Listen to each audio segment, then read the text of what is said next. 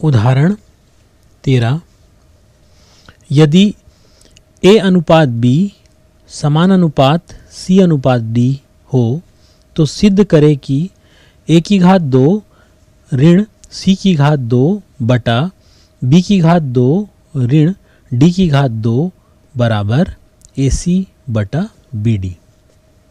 हल, माना A बटा B बराबर C बटा D। ये हमारे पास दिया है क्योंकि प्रश्न में दिया है कि A अनुपात B समान अनुपात C अनुपात D है। अब हम इस समानानुपात को बराबर K मानते हैं। माना A बटा B बराबर C बटा D बराबर K है। तो A का मान ज्ञात करने के लिए हम B बटा D को छोड़ के A बटा B बराबर K मानेंगे और तिर्यक गुणा करने पर हमको A का मान BK प्राप्त होगा। उसी तरह से C का मान ज्ञात करने के लिए A बटा B को हम छोड़ देंगे, C बटा D बराबर K, और जब अपन इसका तिर्यक गुणा करेंगे तो C का मान जो होगा DK हमें प्राप्त हुआ। C बराबर DK होगा। अब जो हमारे पास प्रश्न दिया है उसको सिद्ध करने के लिए हम इसका बायां पक्ष लेंगे, जिसे हम कहते हैं लेफ्ट हैंड साइड। बायां पक्ष में हमारे पास प्रश्न में दिया हुआ है कि A की घात 2 ऋण C की घात 2 बटा B की घात 2 ऋण D की घात 2 बराबर, हमने ऊपर में अभी प्राप्त किया A बराबर B के।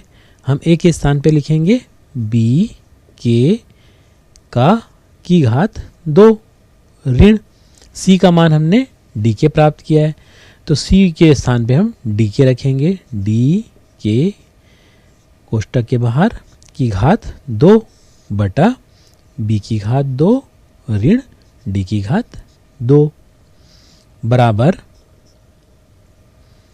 यहाँ पे हम दोनों पदों में ध्यान से देखेंगे तो K की घात 2 है, तो हम इसे कोष्टक को जब हम खोलेंगे तो B की घात 2 K की घात 2 ऋण D की घात 2 K की घात 2 बटा B की घात 2 ऋण D की घात 2। अब दोनों पदों में क्योंकि यहाँ पे K की घात 2 है तो हम K की घात 2 को उभयनिष्ठ के रूप में निकालेंगे, तो हमारे पास कोष्टक के अंदर यहाँ बचेगा B की घात 2 ऋण D की घात 2, कोष्टक बंद करेंगे, बटा B की घात 2 ऋण D की घात 2। यहाँ पे अंश और हर में B की घात 2 ऋण D की घात 2 कट जाएगा और हमें प्राप्त होगा K की घात 2। इसे हम समीकरण 1 मान लेते हैं। अब इसका दायां पक्ष हम लेंगे, प्रश्न में जो हमारे पास दिया है दायां पक्ष, जिसे हम राइट हैंड साइड कहते हैं। तो राइट हैंड साइड में या दाएं पक्ष में हमारे पास प्रश्न में जो दिया है सिद्ध करने के लिए AC बटा BD है। ये हमारा राइट हैंड साइड बराबर AC बटा BD। अब A का मान हमारे पास है BK गुणा C का मान है हमारे पास DK बटा BD बराबर K को जब हम K से गुणा करेंगे तो K की घात 2 गुणा BD बटा BD। यहाँ BD हम ऊपर अंश और हर में काट देंगे तो हमें प्राप्त होगा K की घात 2, जो कि हमारा दूसरा समीकरण है। अब समीकरण 1 और 2 से, समीकरण 1 और 2 से हम कह सकते हैं, सकते हैं कि हमारा जो प्रश्न है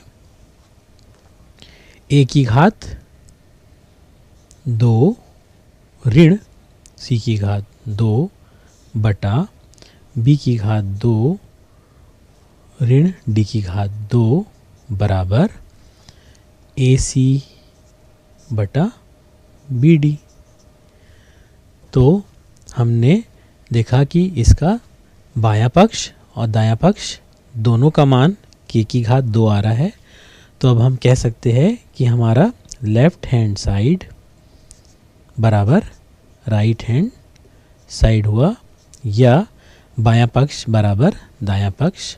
इस तरह से दिए गए प्रश्न को हमने सिद्ध किया, यह इस प्रश्न का हल होगा। व्युत्क्रमानुपात।